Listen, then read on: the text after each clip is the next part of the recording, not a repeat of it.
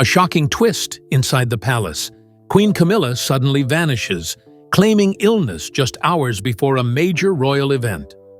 But when King Charles breaks down in tears, insiders begin whispering. Is it grief or betrayal? What Anne uncovered next reveals a dangerous plot that could shake the monarchy to its core. The palace, shaken. Camilla's sudden disappearance before the ceremony.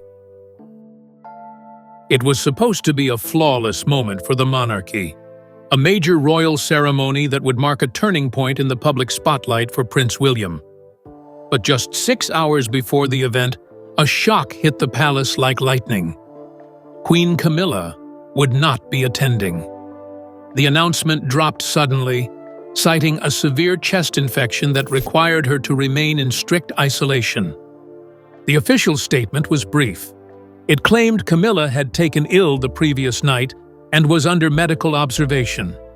Doctors were unnamed, and the press release included no dates, no hospital name, and no medical authority confirming the diagnosis. Still, the public fell for it. Within moments, news channels, tabloids, and social media exploded with concern.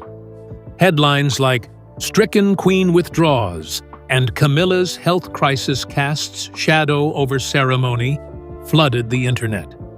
Inside the palace, however, the atmosphere told a different story. Tension filled the corridors. Servants avoided eye contact. Staff whispered behind closed doors. Something didn't feel right. Then came the moment that would send ripples through the royal circle. King Charles, already under heavy emotional strain, was reportedly seen weeping quietly in the royal chapel shortly after hearing Camilla's withdrawal was official. According to one close aide, he sat there alone for nearly 20 minutes, just silent. It wasn't grief, it was something else. Behind the scenes, there was confusion. Camilla had shown no signs of illness just days earlier.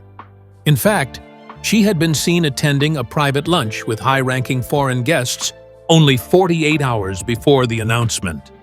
There were no cancellations before this, no warnings, no missed meetings. Whispers began to stir, not among the public, but within palace walls. Some senior aides began to question the story. One staff member described it as too neat, while another said it felt staged, like she vanished right on cue. This was not just about an illness. It was the beginning of something much darker, a planned disappearance, timed with surgical precision. And as the royal stage was set for William's defining moment, one person was already listening more closely than anyone else. That person was Princess Anne.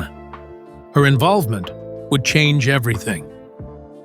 Princess Anne's silent discovery, a whisper that changed everything.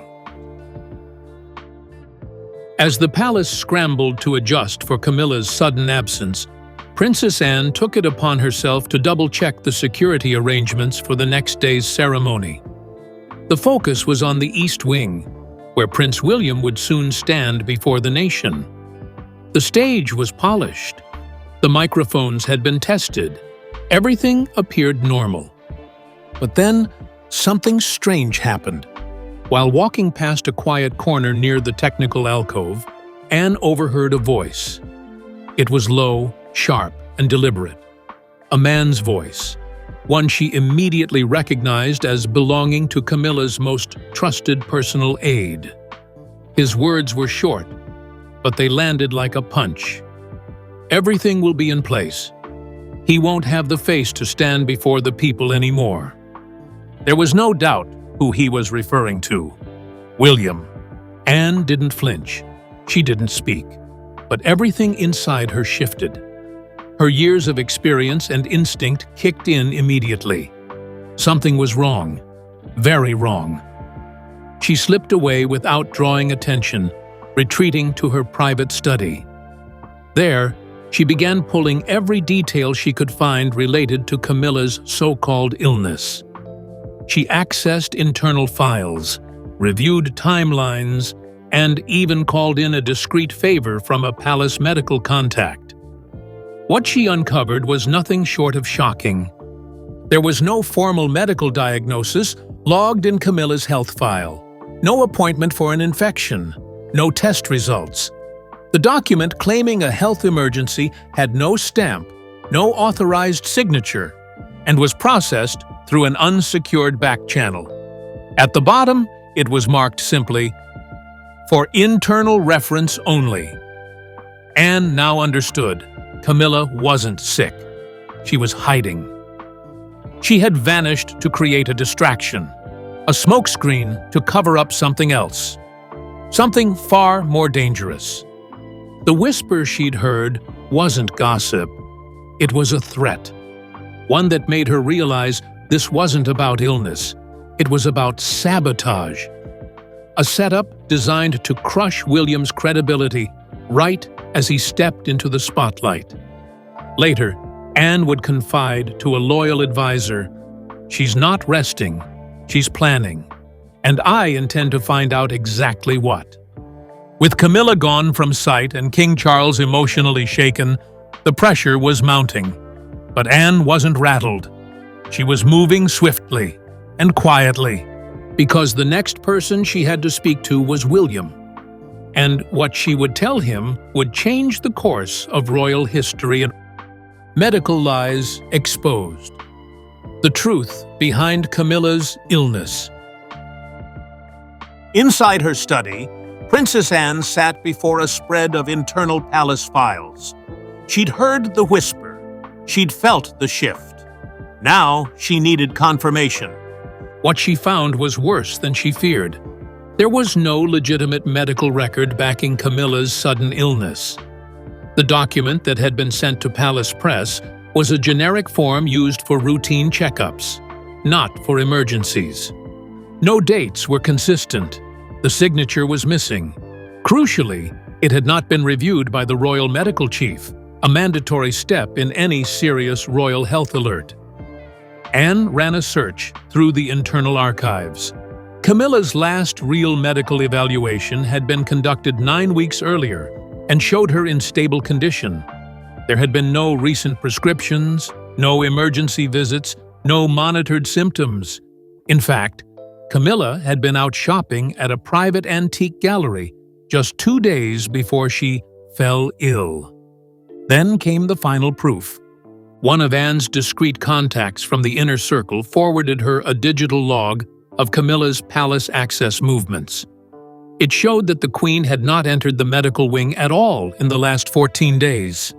Instead, she had passed through restricted corridors multiple times, including areas usually reserved for operations staff and private communication setups. To Anne, it was now crystal clear. "There is no illness," she said to her aide. "There's a lie, and it's active." Camilla had staged her absence. She wasn't sick. She had vanished as part of a calculated distraction, one meant to redirect sympathy, frame herself as the victim, and let someone else take the fall in her place. That someone was William. Anne quickly understood the danger wasn't just personal. It was constitutional. The monarchy's public trust was hanging by a thread, and if William were humiliated at this high-profile event, it could trigger serious doubts about the line of succession. Camilla's maneuver wasn't a retreat. It was a hidden strike. She had to act fast, and that meant bringing in the one person who needed to know everything, Prince William. What came next would mark the start of a hidden war inside the palace.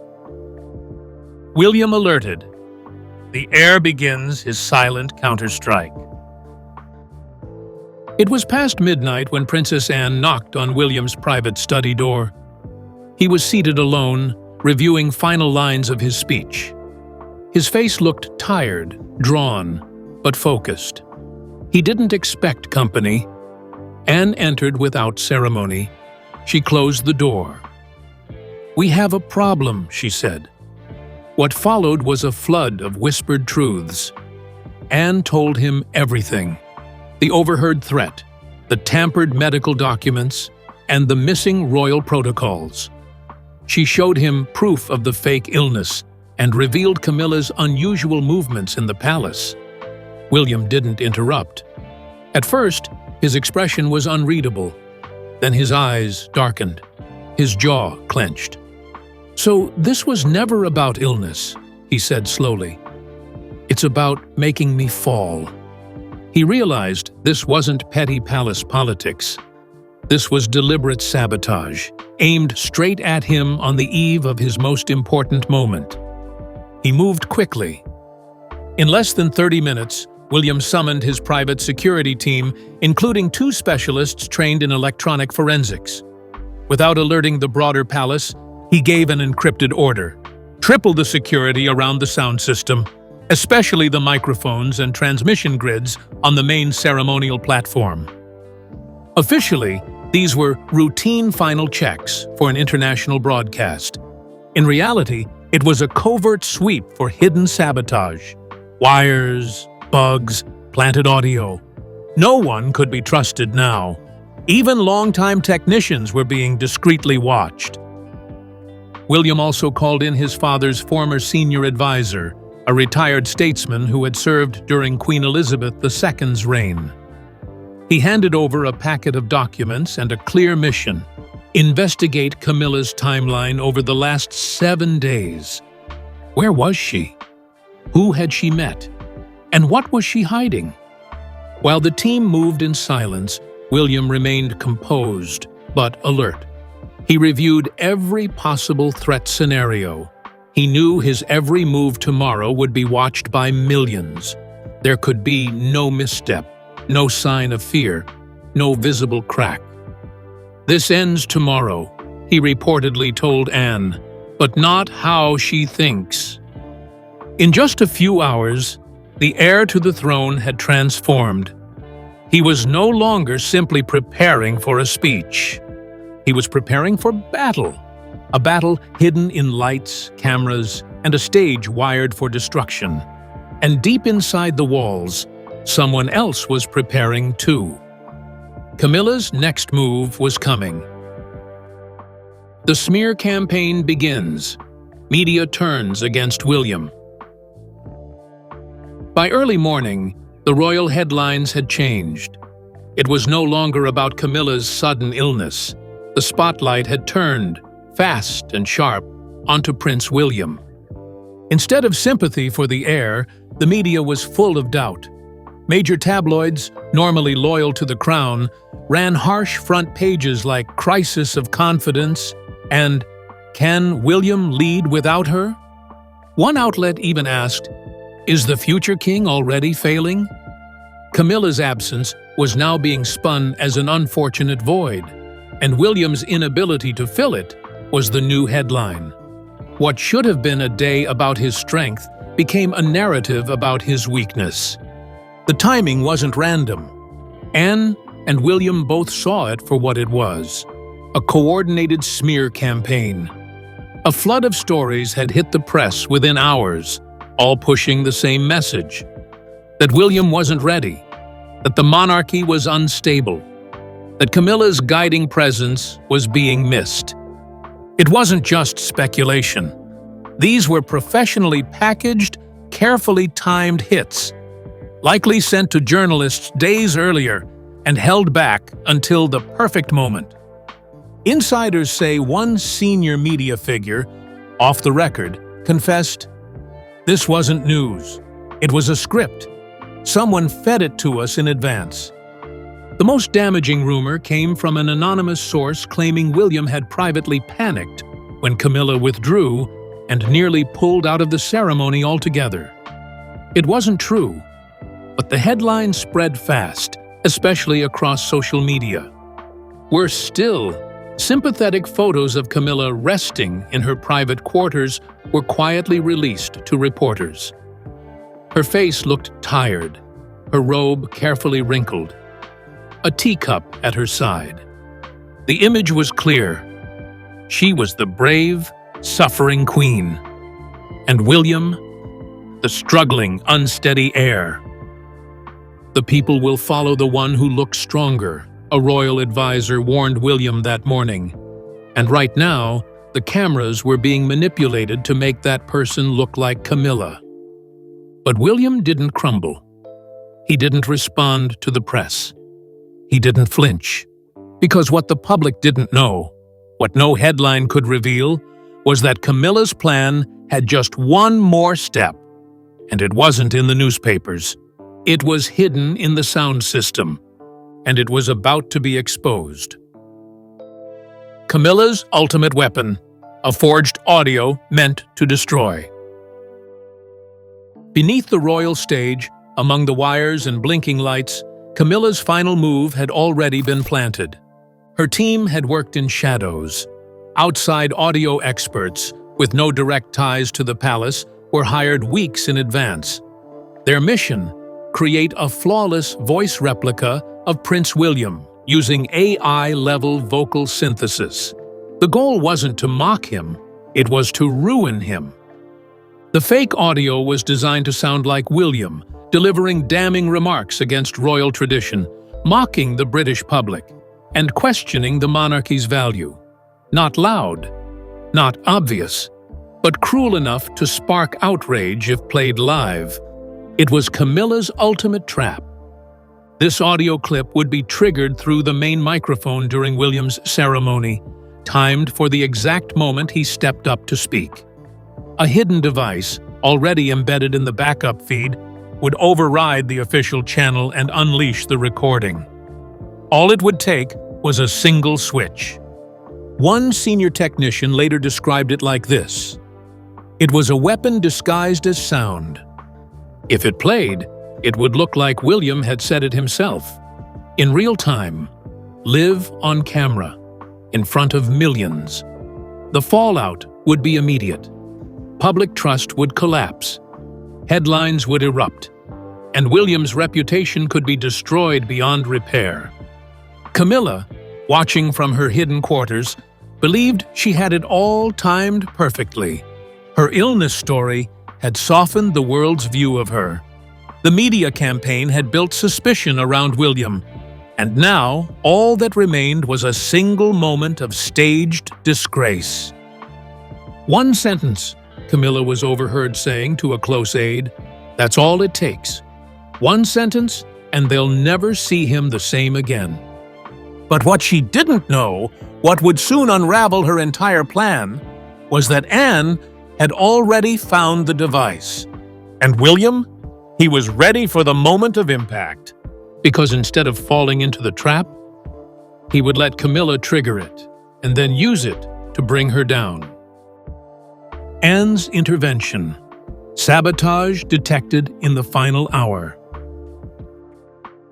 By the time the palace lights dimmed and final preparations for the ceremony began, Princess Anne was already deep in silent pursuit. She had made herself invisible, watching, listening, trailing every unusual movement without drawing attention. Her focus was locked on one man, Camilla's personal royal guard, a man known for his absolute loyalty and military-like discipline. He had been moving strangely, avoiding main halls, using side staircases, and spending far too long in technical zones he had no business entering. It was during one of these detours, late in the evening, that Anne spotted him entering a little-known service corridor behind the East Wing. The area was sealed to most, except for engineers and core security. She followed at a distance, keeping to the shadows. Then she saw it. The guard approached the backup audio panel, a redundant system meant only for emergencies. From his jacket, he pulled a small black device, not larger than a deck of cards, and swiftly embedded it beneath the panel cover. It was done in less than 30 seconds. Anne didn't move. She didn't confront him. Instead, she memorized every detail: the item, the placement, the timing. Once he was gone, she alerted a hand-picked security officer, one she had personally vetted years ago.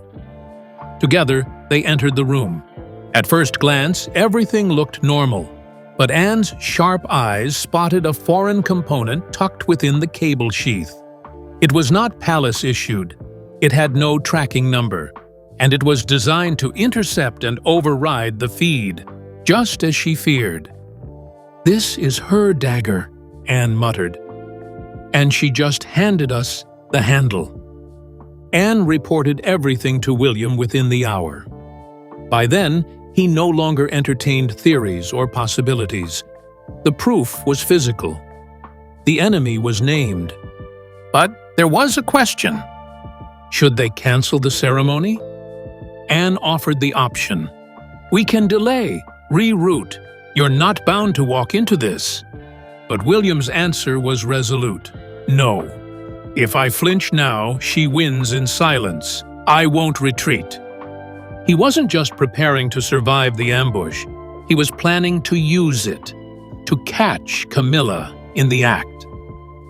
What had begun as a quiet whisper in a hallway was now a full-scale plot, weaponized through wires and deceit. And William? He was walking into it with open eyes. The ceremony trap. William walks into the ambush and outsmarts it. The air outside the palace was thick with suspense. Over 12 million viewers were tuned into the global broadcast. Thousands had gathered around the palace gates, hoping to catch a glimpse of the heir. This was not just a royal formality, it was a defining moment. Prince William, dressed in full ceremonial regalia, climbed the steps toward the microphone. His expression was calm, but focused.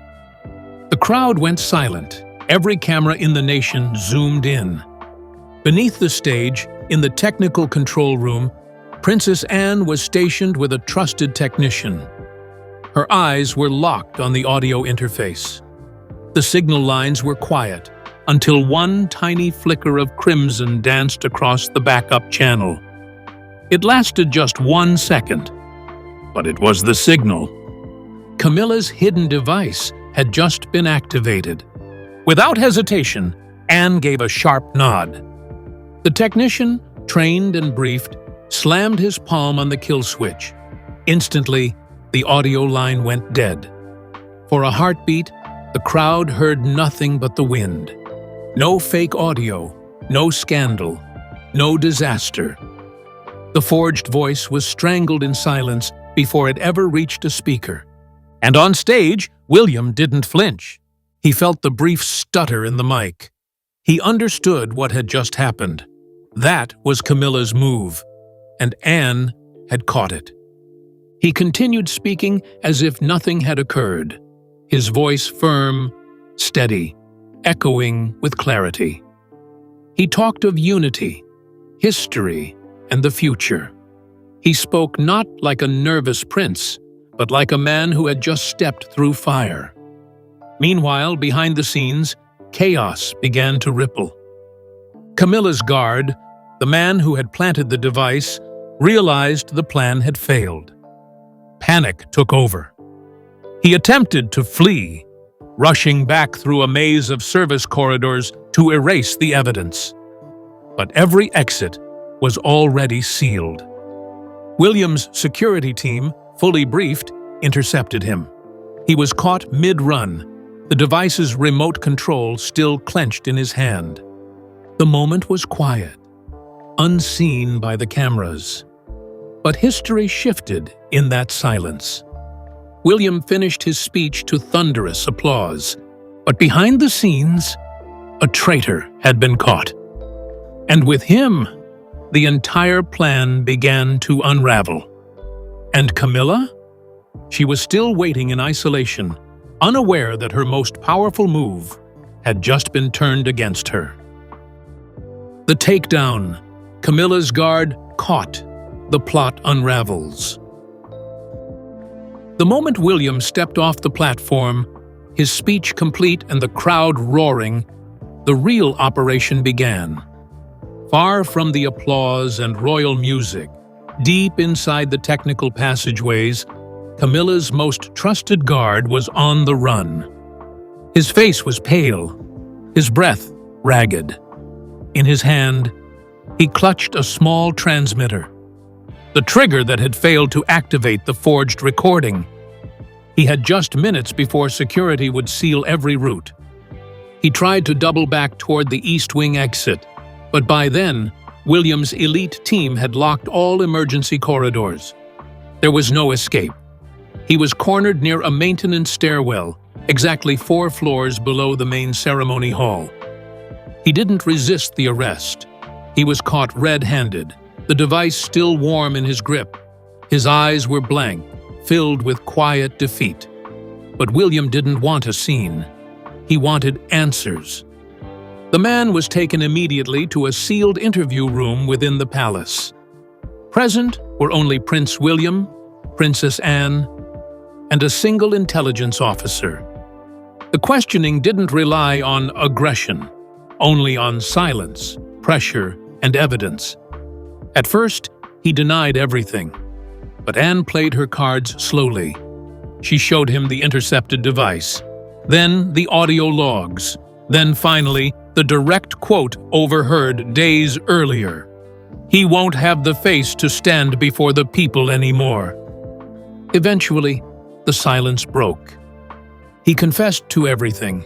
Camilla had recruited audio specialists, experts from outside the UK.